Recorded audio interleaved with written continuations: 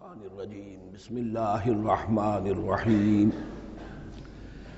یا بنی اسرائیل اذکروا نعمتی التی انعمت علیکم وانی فضلتکم علی العالمین واتقوا یوما لا تجزی نفس عن نفس شیئا ولا يقبل منها شفاعة ولا یؤخذ منها عدل ولا هم ینصرون صدق اللہ العظیم رب اشرح لی صدری ویسر لی امری واحلل عقدۃ من لسانی یفقہوا قولی۔ جیسا کہ میں نے عرض کیا تھا، سورہ بقرہ کے 5ویں رکوع سے اور 14ویں رکوع تک تو مسلسل، بلکہ 15ویں رکوع کی بھی پہلی 2 آیات شامل کرنی ہوں گی۔ یہ 10 رکوعوں سے 2 آیات زائد ہیں کہ جن میں خطاب کل کا کل بنی اسرائیل سے ہے۔ البتہ اس میں یہ فرق ہے کہ پہلا رکوع جو ہے وہ ان کو دعوت پر مشتمل ہے، نبی اکرم صلی اللہ علیہ وسلم پر ایمان لانے کی پرزور دعوت۔ بقیہ یہ 9 رکوع جو ہیں یہ ان پر فرض قرارداد جرم ہے جو عائد کی جا رہی ہے۔ ہم نے تمہارے ساتھ یہ احسان و اکرام کیا، تم پر یہ فضل کیا، یہ کرم کیا، تمہیں یہ حیثیت دی، تمہیں یہ مقام دیا، تم نے اس طور سے اپنے اس مشن کی خلاف ورزی کی، اپنے مقام اور مرتبے کو چھوڑ کر اور دنیا پرستی اختیار کی۔ یہ جو 9 رکوع ہیں ان میں بنی اسرائیل کی تاریخ کا تو یوں سمجھیے کہ ایک بہت بڑا حصہ اور نمایاں اس کے فیچرز آئیں گے، لیکن یہ سمجھ لیجئے کہ اصل میں یہ امت مسلمہ کو بھی ایک پیشگی تنبیہ ہے کہ کوئی مسلمان امت جب بگڑتی ہے تو یہ چیزیں اس میں آ جاتی ہیں۔ چنانچہ احادیث موجود ہیں حضور کی، لَيَأْتِيَنَّ عَلَىٰ أُمَّتِي مَا أَتَىٰ عَلَىٰ بَنِي إِسْرَائِيلَ حَذْوَ النَّعْلِ بِالنَّعْلِ، میری امت پر بھی وہ سب حالات وارد ہوں گے جو بنی اسرائیل پر آئے، بالکل ایسے جیسے ایک جوتی دوسری جوتی سے مشابہ ہوتی ہے۔ ایک اور حدیث میں فرمایا لَتَتَّبِعُنَّ سُنَنَ مَنْ قَبْلِكُمْ، تم لازماً اپنے سے پہلوں کی پیروی کرو گے۔ اور اس میں اس حد تک بھی آپ نے وضاحت کر دی کہ اگر وہ سابق امت مسلمہ، سابق امت، اگر وہ گوہ کے بل میں گھسی تھی تم بھی گھسو گے، اور اگر ان میں کوئی بدبخت ایسا اٹھا جس نے اپنی ماں سے زنا کیا تو تم میں سے بھی کوئی شقی ایسا ضرور اٹھے گا جو یہ حرکت کرے گا۔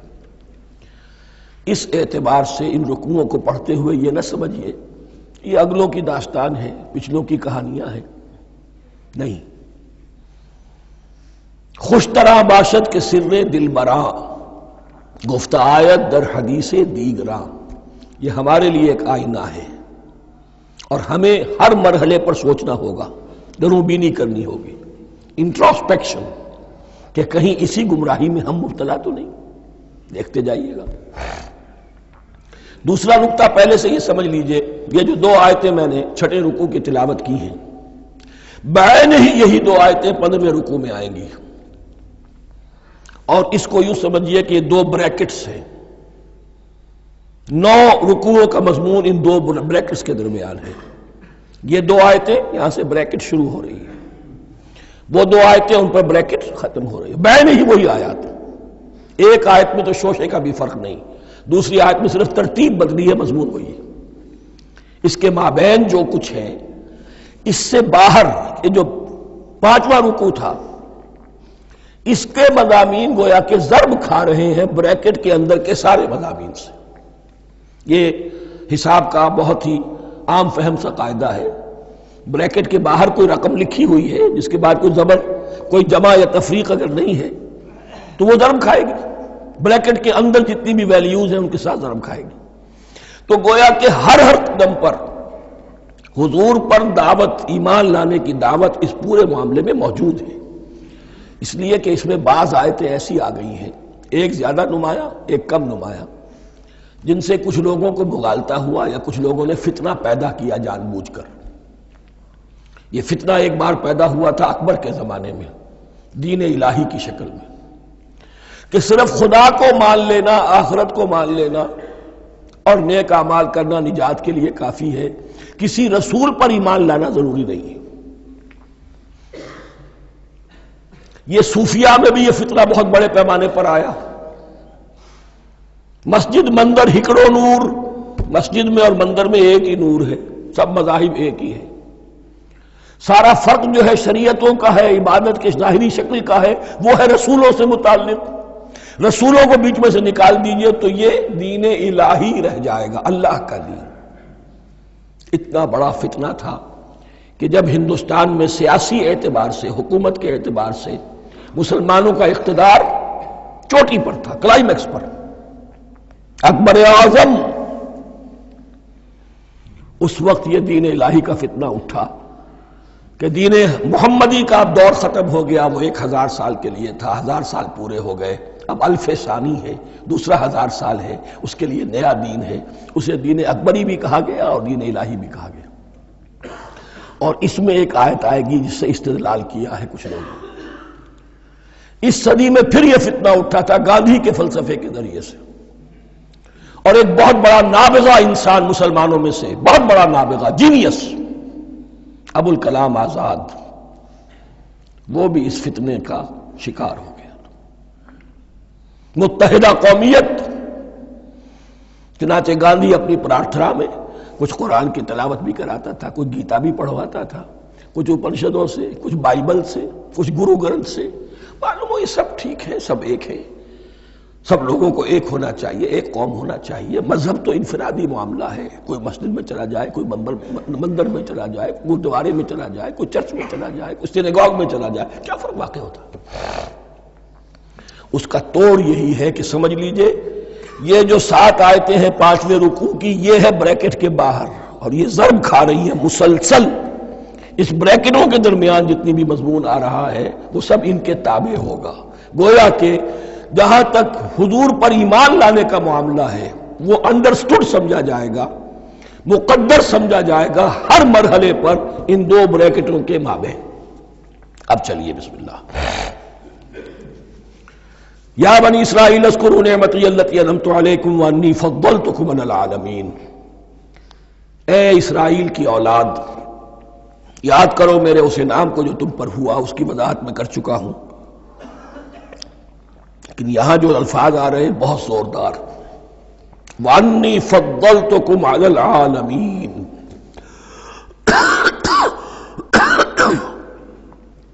میں نے تمہیں فضیلت عطا کی تمام جہانوں پر. یہاں ایک قاعدہ نوٹ کر لیجئے، عربی نحو کا قاعدہ یہ ہے کہ کہیں ظرف جس میں کوئی شے ہے، ظرف کی جمع لے لیتے ہیں، مراد ہوتا ہے مظروف، ظرف کے اندر جو شے ہے اس کی جمع.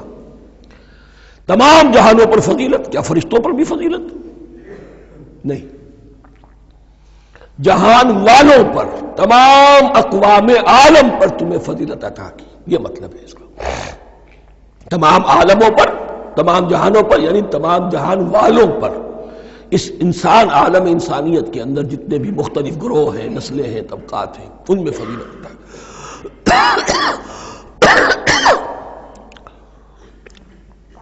وَاتَّقُوا يَوْمًا لَا تَجْزِي نَفْسٌ عَن نَفْسٍ شَيْئًا. میں عرض کر چکا ہوں، اب تیسری مرتبہ پھر عرض کر رہا ہوں. اصل شیخ آخرت، محاسبہ آخرت. یہ مستحضر ہوگا تو انسان سیدھا رہے گا. اس میں کمزوری آ جائے، ضعف آ جائے تو باقی ایمان باللہ، ایمان بالرسالت، یہ نہ معلوم کیا کیا شکلیں اختیار کر لیں. دیکھیے اس آیت کے اندر 4 اعتبارات سے محاسبہ آخرت کا زور ہے. وَاتَّقُوا يَوْمًا، ڈرو اس دن سے، لا تجزی نفس عن نفس شیئا، جس دن کوئی جان کسی دوسرے کے کام نہ آ سکے گی. ولا يقبل منها شفاعہ، اور نہ کسی سے کوئی سفارش یا شفاعت قبول کی جائے گی. Categorical denial. ولا يؤخذ منها عدل، نہ کسی سے فدیہ قبول کیا جائے گا. ولا هم ينصرون، اور نہ انہیں کوئی مدد مل سکے گی. ہم نے طرح طرح کے عقیدے، شفاعت باطلہ کا تصور. اہل عرب سمجھتے تھے ہمیں یہ فرشتے جو ہے خدا کی بیٹیاں ہیں، یہ لات اور منات اور عزا ہم نے ان کے بت بنا رکھے ہیں. پوچھتے ہیں یہ اپنے ابا جان سے اللہ کی بیٹیاں ہیں نا، لاڈلی بیٹیاں چھڑا لیں گے ہمارے ہاں بھی تصور ہے اولیاء اللہ چھڑا لیں گے. یا شفاعت باطلہ، خود حضور کی شفاعت کے بارے میں جو غلط تصورات ہیں. ایک شفاعت حقہ ہے، اس کی وضاحت کا یہ موقع نہیں ہے. وہ آیت الکرسی پہ جب ہم پہنچیں گے انشاءاللہ تعالیٰ اسی سورہ مبارکہ میں تو اس کی وضاحت بھی ہوگی. یہ سارے جو ہم نے جو گھڑ رکھے ہیں خیالات، ان کی نفی اس آیت کے حوالے سے کی. وَاتَّقُوا يَوْمًا لَا تَجْزِي نَفْسٌ عَن نَفْسٍ شَيْئًا، کوئی انسان دوسرے انسان کے کام نہیں آ سکے گا. وَلَا يُقْبَلُ مِنْهَا شَفَاعَةٌ، کسی جان کی طرف سے کوئی سفارش قبول نہیں ہوگی. وَلَا يُؤْخَذُ مِنْهَا عَدْلٌ، نہ کوئی فدیہ قبول کیا جائے گا. وَلَا هُمْ يُنصَرُونَ، نہ انہیں کوئی مدد مل سکے گی. اب اس کے بعد اللہ تعالیٰ کے احسانات اور ان کی طرف سے جو ناشکریاں ہوئی ہیں ان کی بڑی تفصیل کے ساتھ اب بات چلے گی. تفصیل نہیں، تیزی کے ساتھ. یہ واقعات کئی 100 برس کے ہیں، لیکن ایک تو یہ کہ ان کی تفاصیل مکی صورتوں میں آ گئی ہیں. سب سے زیادہ سورہ اعراف میں ملے گی، اور بھی کئی صورتوں میں آپ کو مل جائے گی. یہاں پر تو پے بپے، جیسے کہ ایک قرارداد جرم کسی پر کی جاتی ہے تو اس میں سب گنوائے جاتے ہیں، تم نے یہ کیا یہ کیا یہ کیا. وَإِذْ نَجَّيْنَاكُم مِّنْ آلِ فِرْعَوْنَ، اور ذرا یاد کرو جب کہ ہم نے تمہیں نجات دی تھی فرعون کی قوم سے.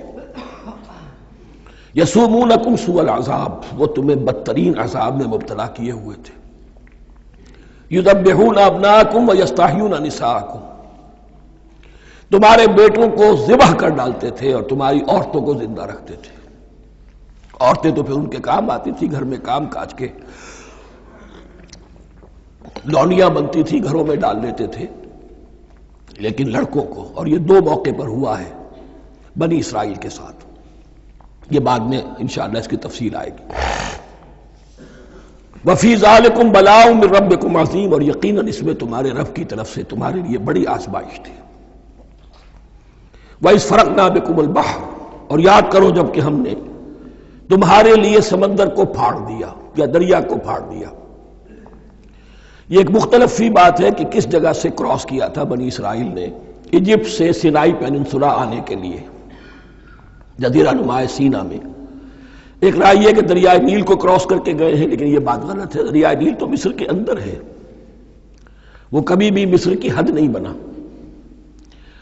اسی کی رائے یہ ہے کہ جو خلیج سویز ہے، بحر قلزم جو ہے ریڈ سی، وہ اوپر جا کر 2 کھاڑیوں میں تبدیل ہو جاتا ہے.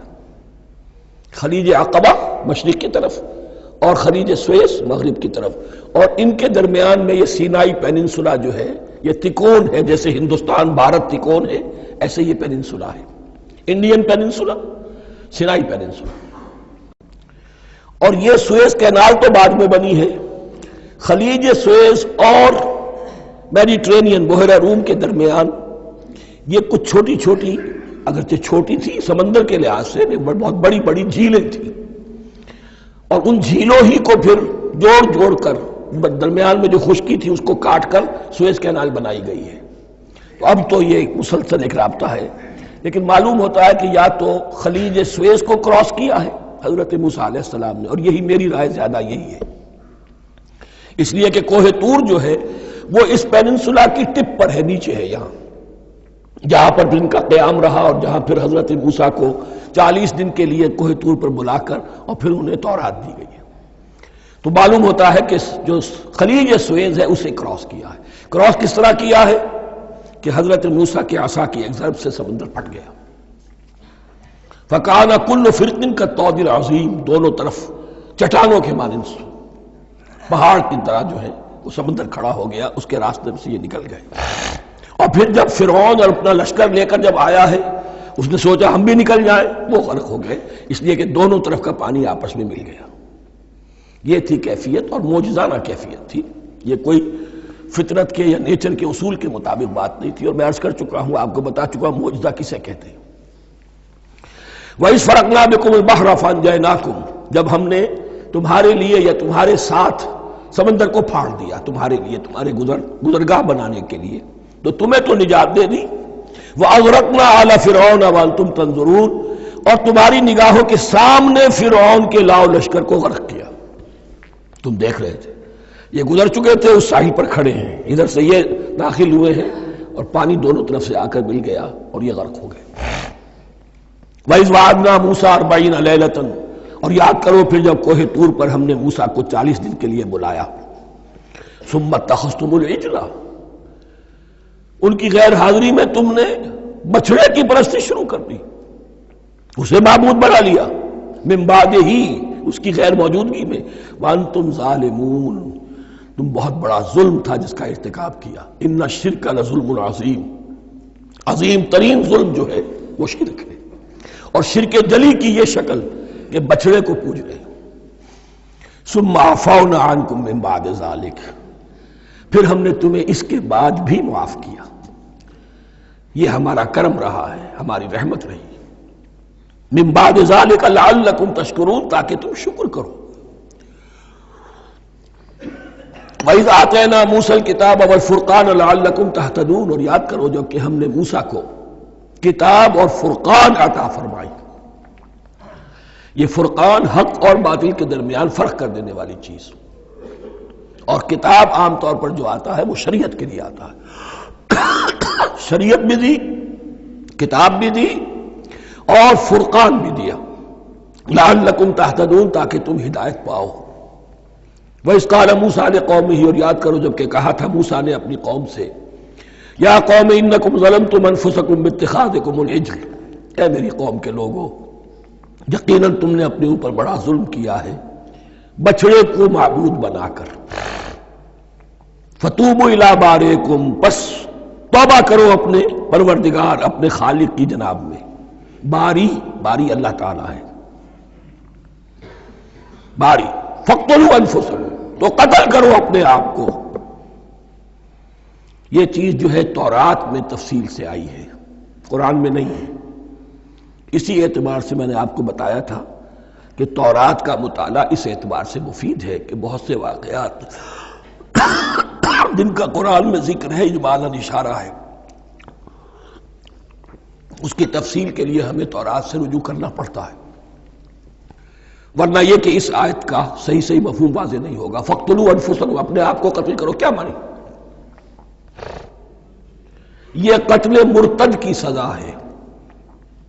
وہاں معلوم ہوتا ہے کہ حضرت موسیٰ نے یہ حکم دیا، 12 قبیلے تھے، ہر قبیلے میں سے کچھ لوگوں نے یہ کفر اور شرک کیا، باقی لوگوں نے نہیں کیا۔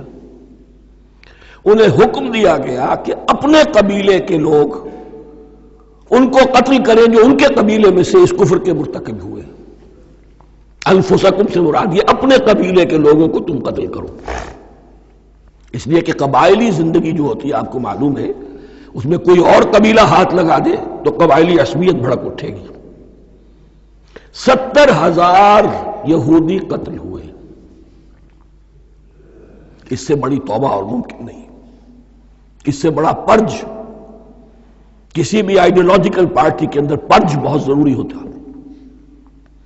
کچھ لوگ آ گئے ایک نظریے کو قبول کر کے، رفتہ رفتہ نظریہ اوجل ہو گیا، کچھ مفادات، کچھ چودراہٹیں یہ مقدم ہو گئی، اسی سے جماعتیں خراب ہوتی ہیں، غلط راستے پہ پڑ جاتی ہیں، تحریکیں بھٹک جاتی ہیں۔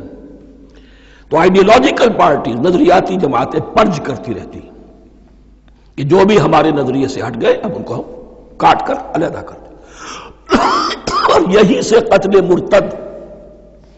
تو یہ چیز حدیث میں ہے یا پھر قرآن میں یہاں ہے، اس حوالے سے جو لوگ ہمارے ہاں بعض علماء بھی ہیں، جدید دانشور ہیں، جو قتل مرتد کی جو حد ہے اسلام میں اس کو تسلیم نہیں کرتے، لیکن میرے نزدیک یہ شریعت موسوی کا تسلسل ہے کہ شریعت موسوی کی جس شے کو بدلا نہ گیا ہو، جس کے بارے میں صراحتاً یہ معلوم نہ ہو کہ یہ شے تبدیل کر دی گئی، تو وہ شریعت محمدی کا جز بن گئی۔ زنا پر رجم کا معاملہ بھی یہی ہے، قرآن مجید میں رجم کی صریح آیت کوئی موجود نہیں ہے، حدیث میں ہے۔ قرآن مجید میں مرتد کے قتل کے لیے کوئی آیت موجود نہیں ہے، حدیث میں ہے، سنت میں ہے، اور دونوں کی کا جو منبع ہے وہ اصل میں تورات ہے۔ تو اس بات کو اچھی طرح نقل کر لیجئے، یہ جگہ اکثر لوگ جو ہیں یہاں بہت سرسری طور سے گزر جاتے ہیں، یہ بہت اہم ہے، اور اس کے لیے تورات کی طرف رجوع کیجئے۔ 70,000، 6 لاکھ کل تھے، جب یہ مصر سے نکلے ہیں 6 لاکھ تھے. کتنے عرصے کے بعد پیننسولا پہنچے ہیں، سینائی پیننسولا میں اور طور میں کچھ اور ان کی تعداد بڑھ گئی ہوگی، لیکن یہ کہ ان میں سے 70 لاکھ کو قتل کیا اپنے ہاتھوں سے. ہر قبیلے نے اپنے جو مرتد تھے ان کو اپنے ہاتھ سے قتل کیا. فَتُوبُوا إِلَىٰ بَارِئِكُمْ فَاقْتُلُوا أَنفُسَكُمْ ذَلِكُمْ خَيْرٌ لَكُمْ عِندَ بَارِئِكُمْ، یہی تمہارے لیے تمہارے رب کے نزدیک بہتر بات ہے. فَتَابَ عَلَيْكُمْ، تو اللہ نے تمہاری توبہ قبول کر لی. توبہ قبول کس طرح ہوئی؟ یہ تزکیہ ہوا ہے امت کا کہ ان میں سے جن لوگوں نے اتنی بڑی غلط حرکت کی ہے ان کو کاٹ کر، ذبح کر کے، ان کو قتل کر کے پھینک دیا گیا. انہ هو التواب الرحیم، یقیناً وہ تو ہے ہی بہت توبہ کا قبول فرمانے والا اور بہت رحم فرمانے والا. وَإِذْ قُلْتُمْ يَا مُوسَىٰ لَن نُّؤْمِنَ لَكَ حَتَّىٰ نَرَى اللَّهَ جَهْرَةً، ایک اور واقعہ ان کی تاریخ کا. اور یاد کرو جب کہ تم نے کہا تھا اے موسیٰ ہم تو تمہاری بات نہیں مانیں گے. ایمان کے بعد جب لام کا حرف آئے تو اس کے معنی صرف تصدیق کے ہوتے ہیں. لن نؤمن لک، ہم آپ کی بات کی تصدیق نہیں کریں گے، حتیٰ نر اللہ جہرتن، جب تک کہ ہم دیکھ نہ لیں اللہ کو عیانن. ہمیں کیا پتا اللہ نے یہ کتاب دی آپ کو، آپ تو لے کر آ گئے. ہمارے سامنے تو پتھر کی کچھ تختیاں ہیں، اس پہ کچھ لکھا ہوا، کس نے لکھا ہمیں کیا پتا. اب دیکھیے ایک حضرت موسیٰ کی خواہش تھی رب ارنی انظر الیک، وہ کچھ اور شے تھی. یہ تخریبی ذہن ہے جو یہ کہہ رہا ہے کہ ہم بھی چاہتے ہیں کہ اللہ کو اپنی آنکھوں سے دیکھیں اور معلوم ہو کہ واقعی اس نے یہ کتاب آپ کو دی ہے. فَأَخَذَتْكُمُ الصَّاعِقَةُ، تو تمہیں آپ پکڑا ایک بہت بڑی کڑک نے، ایک بہت بڑی کڑک ہوئی اور سب کے سب مردہ ہو گئے. وَأَنْتُمْ تَنظُرُونَ، تمہارے دیکھتے دیکھتے ایک کڑک نے تمہیں آ لیا. ثُمَّ بَعَثْنَاكُمْ مِنْ بَعْدِ مَوْتِكُمْ، پھر ہم نے تمہیں دوبارہ اٹھایا تمہاری موت کے بعد. بعض لوگ اس کی یہ تعویل کر رہے ہیں کہ یہ موت نہیں تھی بلکہ بے ہوش ہو گئے تھے، یعنی جو بھی کڑک تھی اس کی وجہ سے سب کے سب بے ہوش ہو کے گر گئے. لیکن میرے نزدیک یہاں تعویل کی ضرورت نہیں. بعد سے بعد الموت اللہ کے لیے کوئی مشکل نہیں. ہم الفاظ کو خواہ کاہے کو ان کے اصل جو مفہوم ہے جو کہ صاف ہے، صریح ہے، اس سے خواہ کاہے کے لیے موڑ کر لے کر جائے. ثم بعثناکم من بعد موتکم لعلکم تشکرون، تاکہ تم شکر کرو.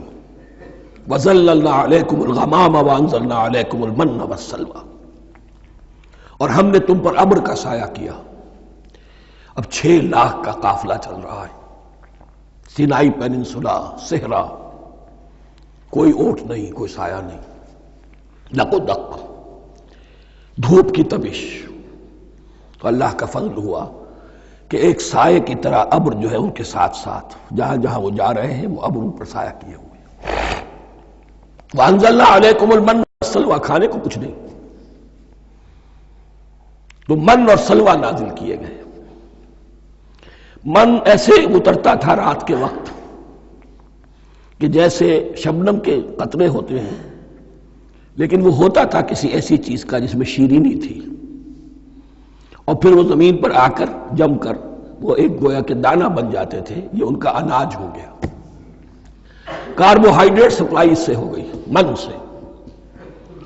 اور سلوہ ایک خاص قسم کا پرندہ بٹیر کی شکل کا جو بے پناہ بڑی تعداد میں ان کے بڑے بڑے جھنڈ آتے تھے شام کے وقت، اور وہ ان کے ڈیرا جہاں ہوتا تھا اس کے گرد وہ اتر آتے تھے، اور رات کی تاریکی میں یہ آسانی سے ان کو پکڑتے تھے، ان کو کھاتے تھے بھون کر، اور یہ ان کی پروٹین ہو گئی. پوری غذا جو ہے اللہ تعالیٰ نے ان کو فراہم کر دی. وَأَنزَلْنَا عَلَيْكُمُ الْمَنَّ وَالسَّلْوَىٰ كُلُوا مِن طَيِّبَاتِ مَا رَزَقْنَاكُمْ، کھاؤ ان پاکیزہ چیزوں کو جو ہم نے تمہیں عطا کی ہیں. وَمَا ظَلَمُونَا، ہم نے تو ان پر کوئی ظلم نہیں کیا. وَلَٰكِن كَانُوا أَنفُسَهُمْ يَظْلِمُونَ، لیکن وہ خود ہی اپنے اوپر ظلم ڈھاتے رہے، ہر قدم پر نافرمانی اور ناشکری. اس کی بھی ناشکری آگے آ جائے گی چل کر، من و سلوہ سے بھی ناشکری کی انہوں نے. وَإِذْ قُلْنَا ادْخُلُوا هَٰذِهِ الْقَرْيَةَ فَكُلُوا مِنْهَا حَيْثُ شِئْتُمْ رَغَدًا وَادْخُلُوا الْبَابَ سُجَّدًا وَقُولُوا حِطَّةٌ نَغْفِرْ لَكُمْ خَطَايَاكُمْ. اور یاد کرو جب کہ ہم نے تم سے کہا تھا اس شہر میں داخل ہو جاؤ اور پھر کھاؤ اس میں سے بافراغت جہاں سے چاہو جو چاہو، لیکن دیکھنا دروازے میں داخل ہونا جھک کر اور کہتے رہنا مغفرت مغفرت مغفرت، ہم تمہاری خطاؤں سے درگزر فرمائیں گے۔ اس آیت کو سمجھنے کے لیے ذرا تاریخی بات سمجھ لیجئے۔ صحرائے سینا میں آنے کے بعد اور یہ جو کتاب تورات انہیں مل گئی تھی، اس کے بعد حضرت موسیٰ علیہ السلام کے ہی زمانے میں انہیں جہاد اور قتال کا حکم ہوا۔ اس سے پوری قوم نے انکار کر دیا، یہ سورہ مائدہ میں آئے گا۔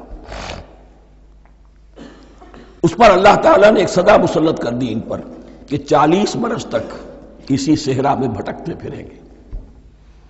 اگر یہ ابھی قتال کرتے، جہاد کرتے، تو پورا فلسطین ان کے ہاتھ پر ابھی فتح کرا دیتے، لیکن چونکہ انہوں نے بزدلی دکھائی ہے، اب سزا یہ ہے فَإِنَّهَا مُحَرَّمَةٌ عَلَيْهِمْ 40 سَنَةً يَتِيهُونَ فِي الْأَرْضِ، اب 40 برس تک یہ اسی صحرا میں بھٹکتے پھریں گے، اور ارض فلسطین جو ان کے لیے ارض موعود تھی وہ ان پر حرام کر دی گئی 40 سال کے لیے۔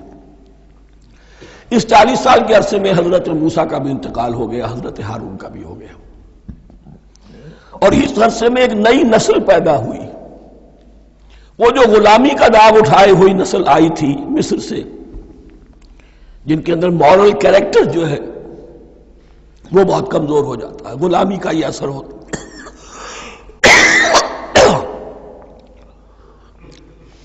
وہ پوری نسل ختم ہو گئی، نئی نسل اب پیدا ہوئی، 40 برس صحرا میں پیدا ہوئے، یہی پلے بڑھے، ان میں اب ایک جذبہ تھا۔ حضرت موسیٰ کے پھر جو خلیفہ تھے یوشع ابن نون، جوشوا، تورات میں ان کا نام جوشوا ہے، یوشع، ان کی سرکردگی میں اب بنی اسرائیل کی اس نئی نسل نے قتال کیا، جنگ کی، اور پہلا شہر جو فتح ہوا وہ اریحا۔ آج بھی وہ شہر جو ہے جیریکو جو آپ دیکھتے ہیں خبروں کے اندر آتا ہے بار بار، اریحا اس کا پرانا نام ہے، یہ شہر فتح ہوا۔ اس فتح کی بات کا تذکرہ ہو رہا ہے۔ یاد کرو جب کہ ہم نے تم سے کہا تھا اس بستی میں، اس شہر میں داخل ہو جاؤ فاتحانہ، اور پھر جو کچھ یہاں ہے، جو نعمتیں ہیں ان سے متمتع ہو، کھاؤ پیو، لیکن داخل ہونا سجدہ کرتے ہوئے، مراد کیا؟ جھک کر، یعنی ایسا نہ ہو کہ تکبر کی وجہ سے تمہاری گردنیں اکڑ جائیں، گردنیں جھکا کر اللہ کا احسان مانو، یہ نہ سمجھو کہ یہ فتح تم نے حاصل کی۔ اس کی تفسیر اصل میں نظر آتی ہے حضور کی شخصیت میں، کہ جب فتح مکہ کے موقع پر مکے میں داخل ہوئے ہیں تو جس سواری پر آپ بیٹھے ہوئے تھے، آپ کی پیشانی اس کی گردن کے ساتھ جڑی ہوئی تھی۔ یہ وقت ہوتا ہے جب کہ تکبر اور تعلی، فاتح کی حیثیت سے آنا، اور بندہ مومن کے لیے یہی وقت ہے تواضع کا، جھکنے کا۔ وَقُولُوا حِطَّةٌ، حتیٰ یحط کہتے ہیں جھاڑ دینے کو، تو اس کے معنی کیا ہے؟ اے اللہ ہمارے گناہ جھاڑ دے، مغفرت، اے اللہ ہمیں مغفرت، ہماری مغفرت فرما، جو خطائیں ہو گئی بخش دے۔ قولوا حِطَّةٌ، تمہاری زبان پر استغفار ہونا چاہیے، تمہاری گردنیں جھکی ہوئی ہونی چاہیے۔ نغفر لکم خطایاکم، اگر تم اس پر عمل کرو گے ہم تمہاری خطایا جو ہیں، خطائیں جو ہیں انہیں معاف فرما دیں گے۔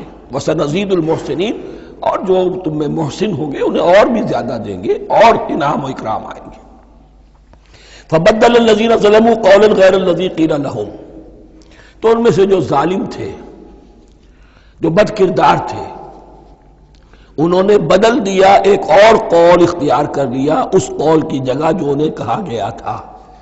کہا گیا تھا حتہ حتہ، انہوں نے کہنا شروع کیا حنطہ حنطہ، ہمیں تو گیہوں چاہیے، گیہوں چاہیے۔ یہ بعد میں ابھی آ جائے گا اگلے رکوع کے اندر، کہ من و سلوہ سے ان کی طبیعتیں بھر گئی تھی ایک ہی چیز کھا کھا کے۔ اب وہ کہہ رہے تھے کوئی چیز ہمیں جو ہے زمین کی روئیدگی میں سے، پیداوار میں سے، تو وہ ان کے زبان پر انہوں نے مذاق اڑاتے ہوئے گویا کہ حضرت موسیٰ علیہ السلام کے ذریعے سے حکم ملا ہے، استہزاء کر رہے ہیں، حتۃ ان کی بجائے حنطۃ۔ فَأَنزَلْنَا عَلَى الَّذِينَ ظَلَمُوا رِجْزًا مِنَ السَّمَاءِ بِمَا كَانُوا يَفْسُقُونَ، تو جن لوگوں نے یہ حرکت کی تھی ان پر ہم نے آسمان سے ایک بہت بڑا عذاب نازل کیا۔ تورات سے معلوم ہوتا ہے کہ پلیگ آئی اور جنہوں نے یہ حرکت کی تھی وہ سب کے سب ہلاک ہو گئے یریکو کے اندر، بما کانوا یفسقون، بسبب اس نافرمانی کے جو انہوں نے کی۔ وَإِذِ اسْتَسْقَىٰ مُوسَىٰ لِقَوْمِهِ فَقُلْنَا اضْرِب بِّعَصَاكَ الْحَجَرَ۔ اب یہ پھر صحرائے سینا کا واقعات آ رہے ہیں، ان میں ترتیب زمانی نہیں ہے۔ اریحا کی فتح جو ہے حضرت موسیٰ کے بعد ہے، لیکن اب یہاں پہ پھر ابھی وہ جو صحرائے تیہ میں جب بھٹک رہے تھے پھر اس کا ذکر ہے۔ وَإِذِ اسْتَسْقَىٰ مُوسَىٰ لِقَوْمِهِ فَقُلْنَا اضْرِب بِّعَصَاكَ الْحَجَرَ، اور جب کہ موسیٰ کی قوم نے موسیٰ سے پانی طلب کیا۔ اب صحرا میں آپ کو معلوم ہے جہاں پڑاؤ تھا اب وہاں پانی نہیں ہے، 6 لاکھ ہو 7 لاکھ ہو کتنے افراد ہو پانی چاہیے۔ وَإِذِ اسْتَسْقَىٰ مُوسَىٰ لِقَوْمِهِ فَقُلْنَا اضْرِب بِّعَصَاكَ الْحَجَرَ، تو ہم نے کہا کہ اپنے عصا سے ضرب لگاؤ چٹان پر۔ فَانْفَجَرَتْ مِنْهُ اثْنَتَا عَشْرَةَ عَيْنًا، تو اس سے 12 چشمے پھوٹ بہے۔ فجر کہتے ہیں کسی شے کے پھٹ کر کوئی چیز برآمد ہو۔ فجر جو ہوتی ہے، فجر کا وقت رات کی تاریکی کا پردہ چاک ہوتا ہے اور سپیدہ سحر نمودار ہوتا ہے۔ فَانْفَجَرَتْ مِنْهُ اثْنَتَا عَشْرَةَ عَيْنًا، تو 12 چشمے پھوٹ بہے۔ قَدْ عَلِمَ كُلُّ أُنَاسٍ مَشْرَبَهُمْ، یہاں اناس سے کیا مراد ہے؟ ہر قبیلہ، ہر قبیلے نے اپنا گھاٹ معین کر لیا۔ 12 قبیلے تھے، اگر علیحدہ علیحدہ نہ ہوتا معاملہ، 12 چشمے اسی لیے دیے گئے کہ لڑے نہ جھگڑے نہ۔ پانی تو بہت بڑی چیز ہے، کہیں پانی پینے پلانے پہ جھگڑا اور کہیں گھوڑا آگے بڑھانے پہ جھگڑا، یہ تو قبائلی زندگی کے اندر ہوتی ہی چیزیں۔ تو اس اعتبار سے اللہ تعالیٰ نے ان کے لیے یہ سہولت کی کہ 12 چشمے پھوٹ بہے۔ قد علم کل اناس مشربہم، ہر ایک نے اپنا گھاٹ جان لیا، معین کر لیا۔ کلوا واشربوا من رزق اللہ، گویا کہ کہہ دیا گیا کہ کھاؤ اور پیو اللہ کے رزق میں سے۔ ولا تعثوا فی الارض مفسدین، اور زمین میں فساد مچاتے نہ پھرو۔ کھانے پینے کے لیے پانی بھی ادھر آ گیا، کھانے کے لیے من و سلوہ آ گیا۔ اب دیکھیے ان کی ناشکری۔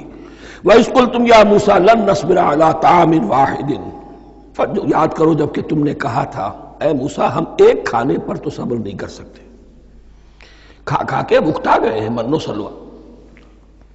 فَادْعُ لَنَا رَبَّكَ، تو ذرا اپنے رب سے دعا کرو، پکارو ہمارے لیے اپنے رب کو۔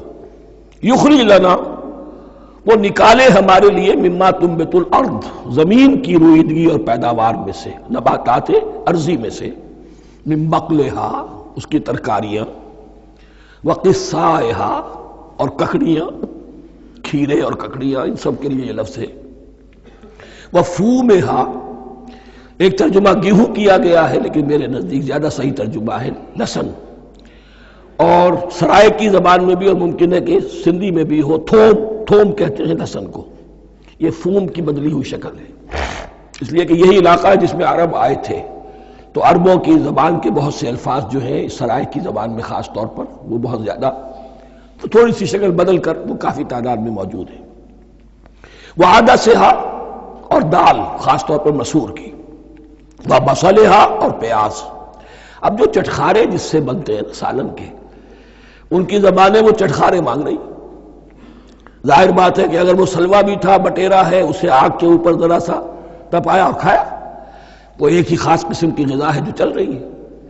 اسی طرح من جو ہے وہ ایک خاص قسم کا سیریل ان کے لیے بن گیا ہے، لیکن یہ جو چٹخارے ہیں یہ تو لہسن سے ہے، پیاز سے ہے، ترکاریوں سے ہے، ان تمام چیزوں سے، دال کا اپنا ایک ذائقہ ہے۔ قَالَ تَسْتَبْدِلُونَ الَّذِي هُوَ أَدْنَىٰ بِالَّذِي هُوَ خَيْرٌ، حضرت موسیٰ نے فرمایا کیا تم وہ شے بدلے میں لینا چاہتے ہو اس کے، کیا وہ شے جو کمتر ہے بدلے میں چاہتے ہو اس کے کہ جو بہتر ہے؟ من و سلوہ کہیں بہتر ہے اللہ کی طرف سے جو تمہیں دیا گیا ہے، تم اس سے تمہارا جی بھر گیا ہے، اس کو ہاتھ سے دے کر چاہتے ہو کہ یہ ادنا چیزیں تمہیں ملے۔ اہبتوا مصرا، اب یہ لفظ آ گیا اہبتوا، اب ظاہر بات ہے یہ آسمان سے زمین پر اترنے کے لیے لفظ نہیں ہے اہبتوا، یہاں اس کا ترجمہ صحیح ہوگا سیٹل ڈاؤن سم ویئر، اگر زمین کی یہ چیزیں چاہیے تو کہیں سیٹل ہو جاؤ اور کاشت کرو، بیج ڈالو، آبیاری کرو، یہ ساری چیزیں تمہیں مل جائیں۔ اہبطوا مصرا، کہیں سیٹل ڈاؤن ہو جاؤ، کہیں اتر پڑو کسی بستی میں، کسی علاقے میں، فإن لکم ما سألتم، تمہیں مل جائے گا جو کچھ کہ تم نے مانگا۔ وَضُرِبَتْ عَلَيْهِمُ الذِّلَّةُ وَالْمَسْكَنَةُ وَبَاءُوا بِغَضَبٍ مِّنَ اللَّهِ۔ اب یہ ہے ان کی وہ خباثتیں، ان کے وہ ناشکریاں، ان کی وہ معصیتیں، ان پر جو آخری حکم دیا جا رہا ہے، جو اگر آپ برا نہ مانیں تو میں عرض کروں گا آج یہود پر اتنا اپلیکیبل نہیں ہے جتنا مسلمانوں پر ہے۔ ضربت علیہم الذلۃ والمسکنۃ وباؤوا بغضب من اللہ۔ ذلت اور مسکنت، کم ہمتی ان پر تھوپ دی گئی۔ ضربت علیہم، it was heaped upon them، the humiliation was heaped upon them۔ ضربت علیہم الذلۃ والمسکنۃ وباؤوا بغضب من اللہ، اور وہ اللہ کا غضب لے کر لوٹے۔ وہی امت جس کے بارے میں فرمایا وَأَنِّي فَضَّلْتُكُمْ عَلَى الْعَالَمِينَ، اسی امت کا پھر یہ حشر ہوا۔ کیوں ہوا؟ نافرمانی۔ تمہیں کتاب دی تھی کہ تم پیروی کرو، تمہیں کتاب دی تھی کہ اسے قائم کرو۔ وَلَوْ أَنَّ أَهْلَ الْكِتَابِ أَقَامُوا التَّوْرَاةَ وَالْإِنْجِيلَ وَمَا أُنزِلَ إِلَيْهِم مِّن رَّبِّهِمْ لَأَكَلُوا مِن فَوْقِهِمْ وَمِن تَحْتِ أَرْجُلِهِمْ۔ اگر یہ تورات اور انجیل کو قائم کرتے، نافذ کرتے، تو نعمتیں زمین بھی اگلتی، ان کے قدموں کے نیچے سے نعمتیں جو ہیں وہ پھوٹتی، اور ان کے سروں کے اوپر سے بھی بارش ہوتی نعمتوں کی۔ لیکن اگر تم نے اس کو چھوڑ کر اپنی خواہشات، اپنے نظریات، اپنے خیالات، اپنا تمرد، اپنی سرکشی، اپنی حاکمیت، اپنی مصلحتیں، اپنی عقل، اس کو بالا تر کیا، تو پھر جو قوم اللہ کے قانون کی، اللہ کی ہدایت کی، اللہ کی کتاب کی امین ہوتی ہے دنیا میں، وہ اللہ کی ریپرزنٹیٹو ہوتی ہے، نمائندہ ہوتی ہے۔ اگر وہ اپنے عمل سے مس ریپرزنٹ کرے اللہ کو، تو وہ کافروں سے بڑھ کر مغضوب اور کافروں سے بڑھ کر مبغوض ہو جاتی ہے، مغضوب بھی مبغوض بھی۔ اس لیے کافروں کو تو دین پہنچانا تمہارے ذمہ تھا، تم نے دین ان کو کیا پہنچانا تھا، تم تو خود دین سے منحرف ہو گئے۔ آج اس جگہ پر امت مسلمہ کھڑی ہے کہ 1.25 بلین یا 1.5 بلین، 125 کروڑ عزت نام کی شے نہیں ہے کہ عزت نام تھا جس کا گئی تیمور کے گھر سے، سارے معاملات دنیا کے G7 G15 کے ہاتھ میں ہیں، سیکیورٹی کونسل اس کے پرماننٹ ممبر کا ویٹو ہے، اور نہ سیکیورٹی کونسل میں اور نہ کہیں کسی G7 میں، نہ G9 میں، نہ G15 میں کوئی مسلمان ملک نہیں۔ کس نمی پرست کی بھیا کیستی، ہماری اپنی پالیسیز کہیں اور طے ہوتی ہیں، ہمارے اپنے بجٹ کہیں اور بنتے ہیں، ہماری صلح اور جنگ کسی اور کے اشارے سے ہوتی ہے، ریموٹ کنٹرول، یہ ذلت اور مسکنت۔ ہم کہتے ہیں ہماری شہرگ ہے کشمیر، اور جنگ کرنے کو تیار نہیں ہے۔ یہ خوف نہیں تو کیا ہے، یہ مسکنت نہیں تو کیا ہے؟ اگر اللہ پر یقین ہو اور اپنے حق پر یقین ہو تو اگر شہر دوسرے کے قبضے میں ہے تو ہمت کرو، یا تخت یا تختہ، لیکن نہیں۔ آپ کے ریڈیو پر، ٹیلی ویژن پر خبریں آتی رہیں کہ اتنی مسلمانوں کے ساتھ یہ کر دیا، اتنی مسلمان عورتوں کی بے حرمتی کر دی، لیکن یہاں ہم بیٹھے ہوئے اپنے اپنے دھندوں میں، اپنے اپنے کاروبار میں، اپنی اپنی ملازمتوں میں، اپنے اپنے کیریئرز میں، دنیا میں کیا کچھ ہو رہا ہے۔ بہرحال اس وقت یہ جو ہے، میں نے جیسا کہ عرض کیا تھا کہ یہ ہے تاریخ بنی اسرائیل کی، لیکن خوشترا باشد کے سر دل براں، گفت آیت در حدیث دیگراں، یہ ہمارا نقشہ ہے آج اس آیت میں۔ ضربت علیہم الذلۃ والمسکنۃ وباؤوا بغضب من اللہ۔ اور یہ کیوں؟ ذالک بانہم کانوا یکفرون بآیات اللہ، یہ اس لیے کہ وہ اللہ کی آیات کا انکار کرتے رہے، وَيَقْتُلُونَ النَّبِيِّينَ بِغَيْرِ الْحَقِّ، اللہ کے نبیوں کو ناحق قتل کرتے رہے۔ ہمارے ہاں بھی مجددین امت میں سے کتنے ہیں جو جیلوں میں ڈالے گئے، جن کو ایسی ایسی مار پڑی ہے کہ کہا جاتا ہے کہ ہاتھی کو بھی وہ مار پڑتی تو برداشت نہ کرتا۔ احمد ابن حنبل کے ساتھ کیا ہوا؟ ابو حنیفہ جیل میں انتقال کیا، امام مالک کے کندھے کھینچ دیے گئے، اتار دیے گئے، منہ کالا کر کے اور اونٹ پر بٹھا کر پھرایا گیا۔ امام دار الہجرہ شیخ احمد سرہندی جیل میں رہے، سید احمد بریلوی اور ان کے ساتھیوں کو خود مسلمانوں نے تہہ تیغ کیا ہے۔ بہرحال یہ داستانیں ہیں، اب نبی تو کوئی نہیں آئے گا، ان کے ہاں نبی تھے، ہمارے ہاں مجددین ہیں، علماء حق ہیں، جیسے کہ حدیث بھی ہے علماء امتی کا انبیاء بنی اسرائیل، تو جو انہوں نے انبیاء کے ساتھ کیا ہم نے مجددین اور علماء کے ساتھ کیا۔ ذالک بما عصوا وکانوا یعتدون، اور یہ ہوا ان کی نافرمانیوں کی وجہ سے اور حد سے تجاوز کرنے کی وجہ سے۔ اللہ تعالیٰ تو ظالم نہیں ہے، اللہ نے تو اونچا مقام دیا تھا، ہمیں بھی خیر امت قرار دیا، کنتم خیر امت اخرجت للناس تأمرون بالمعروف وتنہون عن المنکر وتؤمنون باللہ۔ اب اگر ہم نے وہ اپنا مشن چھوڑ دیا تو ذلت اور مسکنت وہ ہمارا مقدر بن گئی۔ اللہ کا قانون اور اللہ کا عدل بے لاگ ہے، وہ فرام امہ ٹو امہ چینج نہیں ہوتا۔ سنت اللہ جو ہے لن تجد لسنت اللہ تحویلا ولن تجد لسنت اللہ تبدیلا، اللہ کی سنت بدلتی نہیں۔ بنی اسرائیل کا جو حشر ہوا آج وہ ہمارا ہو رہا ہے۔ بہرحال اس پر میری جو کتاب ہے سابق اور موجودہ مسلمان امتوں کا ماضی حال اور مستقبل، اس کا مطالعہ کیجیے۔ اب آ گئی وہ آیت کہ جس سے استدلال کیا گیا ہے کہ ایمان بالرسالت نجات کے لیے ضروری نہیں ہے۔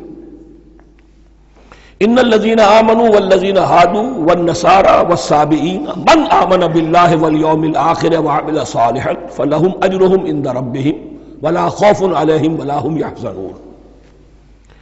یقیناً جو لوگ ایمان لائے، اور اس سے مراد ہے جو ایمان لائے حضور پر، محمد پر صلی اللہ علیہ وسلم، والذین ہادوا، اور جو یہودی ہو گئے، والنصارى، اور نصرانی، والصابئین، اور صابی وہ لوگ تھے عراق کے علاقے میں رہتے تھے جو کہتے تھے کہ ہم دین ابراہیمی پر ہیں، لیکن ان کے ہاں بھی بہت کچھ بگڑ گیا تھا، جیسے حضرت ابراہیم کی نسل حضرت اسماعیل کی نسل بگڑ گئی تھی تو اس طرح وہ بھی بگڑ گئے تھے، ستارہ پرستی زیادہ تر ان کے ہاں تھی۔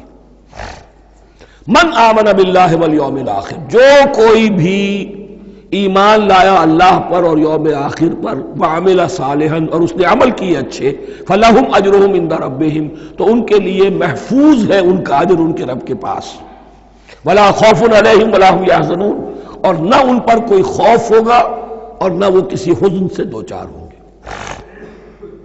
ظاہر الفاظ کے اعتبار سے دیکھیے کہ یہاں ایمان بالرسالت کا ذکر نہیں ہے۔ ویسے تو اگر کوئی اس سے یہ غلط استدلال کرتا ہے تو اس کا پہلا جو اصولی جواب ہے وہ تو یہ ہے کہ ایسی حدیثیں بھی موجود ہیں، من قال لا الہ الا اللہ دخل الجنہ، تو اس کے کیا معنی ہے؟ صرف کہنے سے جنت میں داخل ہو جائیں گے، کسی عمل کی ضرورت نہیں؟ جواب یہ دیا جائے گا پورے قرآن کو سامنے رکھو، پورے حدیث کے ذخیرے کو سامنے رکھو، کسی ایک جگہ سے کوئی ایک نتیجہ نکال لینا وہ صحیح نہیں۔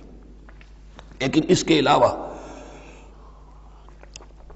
وہ اصول جو میں بیان کر چکا ہوں کہ یہ سلسلہ شروع کہاں سے ہوا ہے، 5واں رکوع، وَآمِنُوا بِمَا أَنزَلْتُ مُصَدِّقًا لِمَا مَعَكُمْ وَلَا تَكُونُوا أَوَّلَ كَافِرٍ بِهِ، انہیں ایمان کی زوردار دعوت سے تو یہ ساری بات شروع ہوئی ہے۔ اب فصاحت اور بلاغت کا یہ تقاضا ہے کہ بار بار اس کو دہرایا نہ جائے، وہ بات انڈرسٹوڈ رہے گی، مقدر رہے گی، سمجھی جائے گی کہ ہر جگہ پر وہ موجود ہے، اس لیے کہ ساری گفتگو ہو رہی ہے اسی کے حوالے سے۔ وَآمِنُوا بِمَا أَنزَلْتُ مُصَدِّقًا لِمَا مَعَكُمْ وَلَا تَكُونُوا أَوَّلَ كَافِرٍ بِهِ وَلَا تَشْتَرُوا بِآيَاتِي ثَمَنًا قَلِيلًا وَإِيَّايَ فَاتَّقُونِ۔ اس حوالے سے یوں سمجھیے اب اس آیت کو کہ یہاں پر کچھ الفاظ محذوف مانے جائیں گے. ان الذین آمنوا والذین ہادوا والنصارى والصابئین من آمن باللہ والیوم الآخر وعمل صالحا فی ایامہم فلہم اجرہم عند ربہم ولا خوف علیہم ولا ہم یحزنون. ہر دور میں جبکہ ابھی حضرت عیسیٰ نہیں آئے تھے تو جو بھی یہودی تھے اس وقت تک حضرت موسیٰ کے ماننے والے، وہ جو بھی اللہ پر ایمان رکھتے تھے اور نیک عمل کرتے تھے، آخرت کو مانتے تھے، ان کی نجات ہو جائے گی. لیکن حضرت عیسیٰ کے آنے کے بعد ان کو نہیں مانا، اب وہ کافر قرار پائے. لیکن اب حضرت عیسیٰ کے آنے کے بعد جب تک حضور نہیں آئے جو بھی مانتا ہے، لیکن یہ کہ شرط یہی ہوگی کہ اپنے اپنے زمانے میں، اصل میں نفی جس بات کی جا رہی ہے وہ یہ ہے کہ یہ نہ سمجھو کہ کسی گروہ میں ہونے سے نجات ہوتی ہے. نجات کسی گروہ میں ہونے کی وجہ سے نہیں ہے، نجات کی بنیاد ایمان اور عمل صالح ہے. کسی رسول پر ایمان لانا اپنے دور کے رسول پر وہ تو لازم ہے، لیکن یہ ہے کہ اس پر ایمان تو لے آئے اور وہ عمل صالح نہیں ہے تو نجات نہیں ہوگی. تو یہ اپنے اپنے دور میں، اپنے اپنے زمانے میں ہر امت کے لیے وَلِكُلِّ أُمَّةٍ أَجَلٌ قرآن مجید کے ایک مقام پر آیا ہے، ہر امت کے لیے ایک خاص معین مدت ہے. اس معینہ مدت میں اب ظاہر بات ہے جو لوگ حضور کی بعثت سے پہلے فوت ہو گئے ان پر تو کوئی ذمہ داری نہیں تھی حضور پر ایمان لانے کی، اور ایسے لوگ تھے، ایسے موحدین مکے میں موجود تھے جو یہ کہتے تھے کعبے کے پردے پکڑ پکڑ کر، اے اللہ ہم صرف تجھے پوجنا چاہتے ہیں، صرف تیری بندگی کرنا چاہتے، لیکن جانتے نہیں کیسے کریں. یہ بات موجود تھی اور ان کا انتقال بھی ہو گیا. یہ زید، سعید ابن زید، سعید جو حضرت عمر کے بہنوئی تھے اور وہ عشرہ مبشرہ میں سے ہیں، ان کی اہلیہ حضرت فاطمہ بنت خطاب، ان دونوں کے ایمان کو اللہ نے ذریعہ بنایا حضرت عمر کے ایمان کا. اور یہ والد تھے سعید کے زید، وہ یہ کہتے ہوئے دنیا سے چلے گئے حضور کی ابھی بعثت ہی نہیں ہوئی تھی، اے اللہ میں صرف تیری بندگی کرنا چاہتا ہوں، کیسے کروں یہ نہیں جانتا.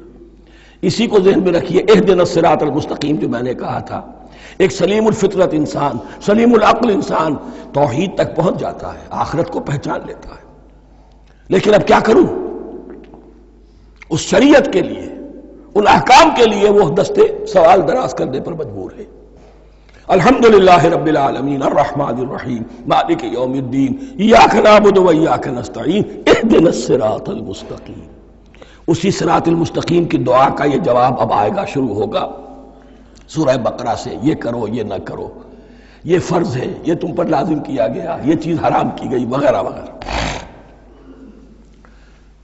ان الذین آمنوا والذین ہادوا والنصارى والصابئین من آمن باللہ والیوم الآخر وعمل صالحا.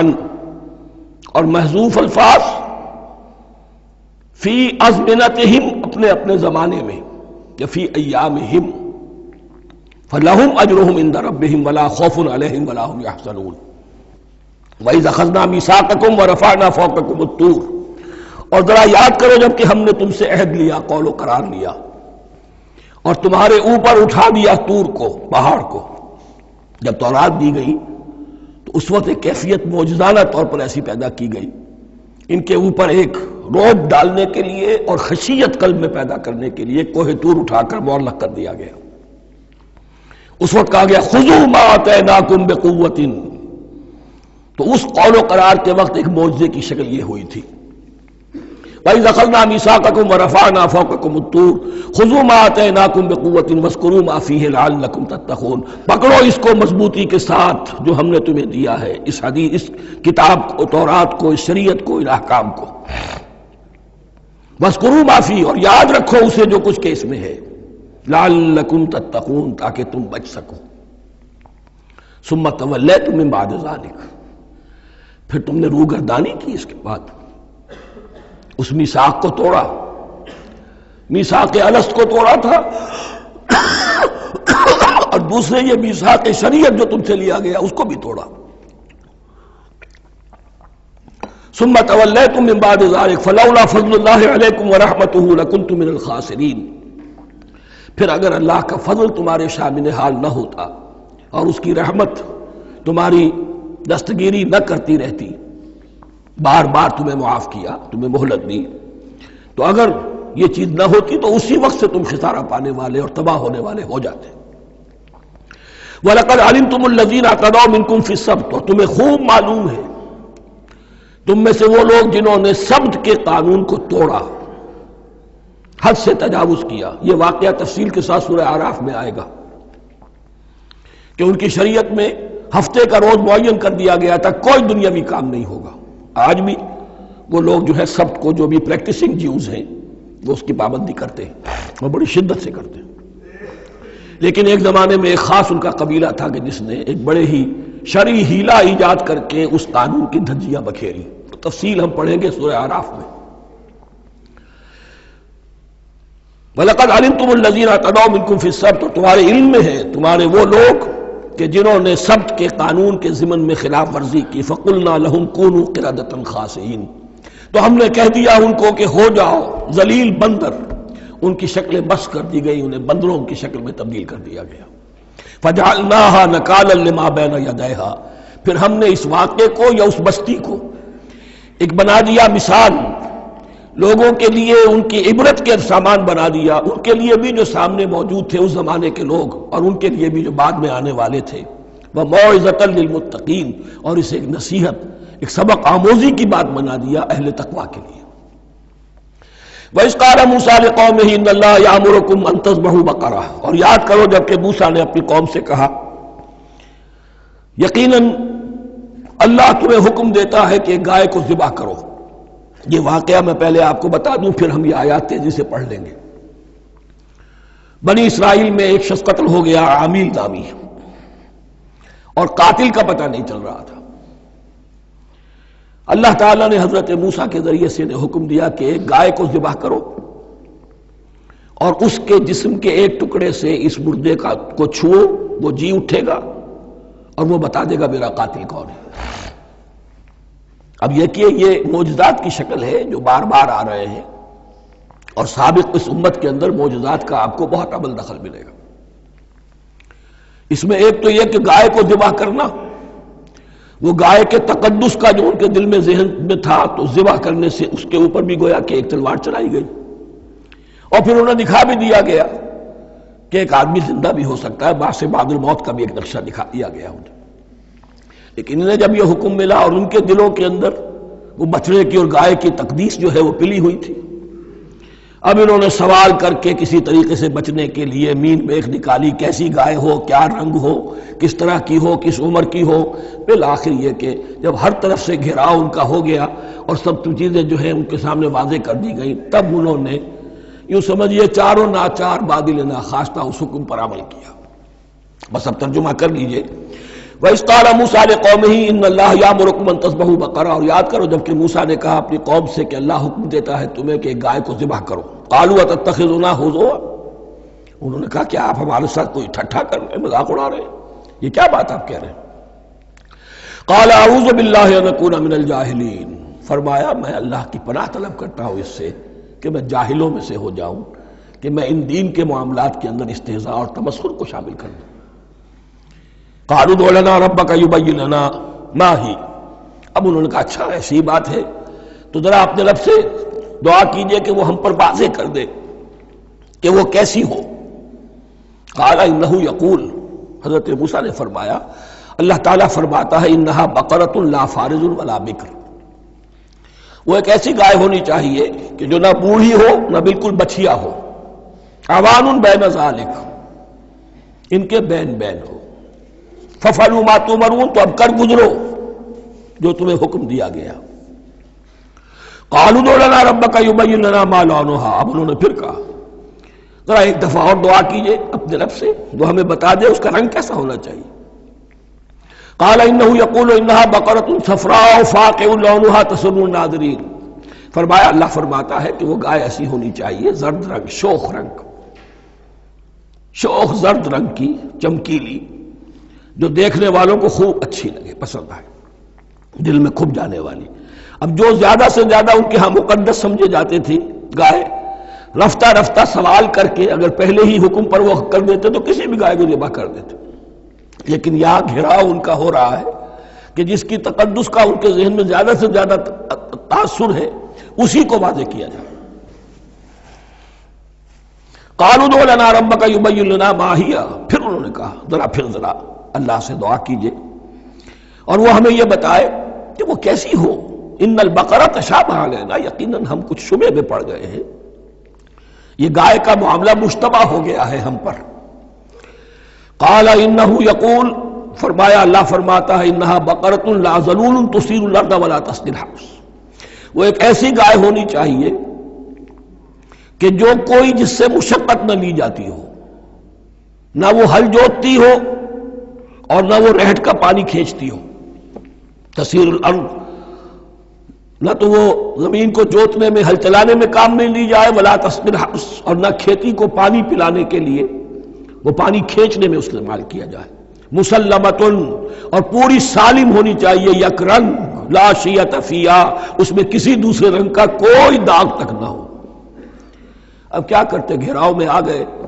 قالوا الآن جئت بالحق، کہا انہوں نے کہ ٹھیک ہے اب تو آپ نے بات جو ہے پوری طریقے سے واضح کر دی۔ فذبحوها وما كانوا يفعلون، تب انہوں نے اس کو ذبح کیا اور وہ کرنے والے نہیں تھے، دل میں نہیں تھا، بادل ناخواش تھا۔ اب دیکھیے یہاں ترتیب ذرا واقعے کی جو ہے مختلف ہو گئی ہے۔ جو اس ذبح بقرہ کا سبب تھا وہ بعد میں بیان ہو رہا ہے یہاں، تورات میں چونکہ واقعات کو اس طریقے سے بیان کیا ہے لہذا وہاں ترتیب دوسری ہے۔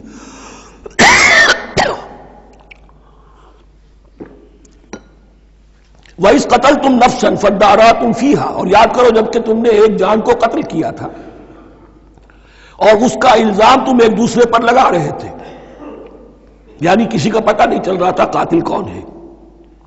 وَاللَّهُ مُخْرِجٌ مَا كُنتُمْ تَكْتُمُونَ، اور اللہ تعالیٰ فیصلہ کر چکا تھا کہ جو کچھ تم چھپا رہے ہو اسے نکال کر رہے گا، واضح کرے گا۔ فَقُلْ نَضْرِبُوهُ بِبَعْضِهَا، تو ہم نے حکم دیا کہ اس کی لاش کو اس گائے کے ایک ٹکڑے سے، اس کے جسم کے ایک حصے سے ضرب لگاؤ۔ کذالک یحیی اللہ الموتیٰ، اور دیکھو اس طریقے سے اللہ مردوں کو زندہ کر دے گا۔ تھوڑی دیر کے لیے وہ زندہ ہوا اور اس نے اپنے قاتل کا نام بتا دیا۔ وَيُرِيكُمْ آیَاتِهِ لَعَلَّكُمْ تَعْقِلُونَ، اور وہ تمہیں دکھاتا ہے اپنی آیات تاکہ تم عقل سے کام لو۔ اب جو الفاظ آ رہے ہیں بہت سخت ہیں، بہت سخت ہیں، لیکن ان کو پڑھتے ہوئے درون بینی ضرور کیجیے گا، اپنے اندر جھانکیے گا۔ ثم قست قلوبکم، پھر تمہارے دل سخت ہو گئے جب دین میں ہیلے بہانے نکالے جانے لگے اور ہیلوں بہانوں کے ذریعے سے شریعت کے احکام سے بچا جائے، اللہ کو دھوکہ دینے کی کوشش کی جائے، اس کا جو نتیجہ نکلتا ہے وہ دل کی سختی۔ ثم قست قلوبکم، پھر تمہارے دل سخت ہو گئے۔ فہی کالحجارۃ او اشد قسوہ، تو وہ تو اب پتھروں کے مانند ہیں بلکہ سختی میں ان سے بھی زیادہ شدید ہے۔ یہ ویسے بھی فصاحت اور بلاغت کا بھی بڑا ایک عمدہ مقام ہے قرآن کا۔ وَإِنَّ مِنَ الْحِجَارَةِ لَمَا يَتَفَجَّرُ مِنْهُ الْأَنْهَارُ، پتھروں میں سے تو ایسے بھی ہوتے ہیں جن میں سے چشمے پھوٹ بہتے ہیں۔ وَإِنَّ مِنْهَا لَمَا يَشَقَّقُ فَيَخْرُجُ مِنْهُ الْمَاءُ، اور ایسے بھی ہیں جو شق ہو جاتے ہیں، پتھر چٹانیں، ان میں سے پانی برآمد ہو جاتا ہے۔ وَإِنَّ مِنْهَا لَمَا يَهْبِطُ مِنْ خَشْيَةِ اللَّهِ، اور ان میں وہ بھی ہوتے ہیں جو اللہ کے خوف سے گر پڑتے ہیں۔ وَمَا اللَّهُ بِغَافِلٍ عَمَّا تَعْمَلُونَ، اور اللہ تعالیٰ غافل نہیں ہے اس سے کہ جو تم کر رہے ہو۔ یہ کیفیت جو ہے ثم قست قلوبکم فہی کالحجارۃ او اشد قسوہ، ہے کون؟ یا بنی اسرائیل اذکروا نعمتی التی انعمت علیکم وانی فضلتکم علی العالمین، جن پر 1400 برس ایسے گزرے کہ کوئی لمحہ ایسا نہ تھا کہ نبی موجود نہ ہو، جنہیں 3 کتابیں دی گئیں، لیکن یہ کہ اپنی بدعملی، عقائد میں بھی مین بیخ کر کے اپنے آپ کو بچانے کے راستے نکال لینا، اعمال میں بھی ہیلوں کے ذریعے سے، کتاب الحیل کے ذریعے سے اپنے آپ کو ذمہ داریوں سے مبرہ کر لینا، اس کا نتیجہ پھر یہ نکلتا ہے۔ اللہ تعالیٰ مجھے اور آپ کو اس انجام بد سے بچائے۔ بارک اللہ لی ولکم فی القرآن العظیم ونفعنی وإیاکم بالآیات والذکر الحکیم۔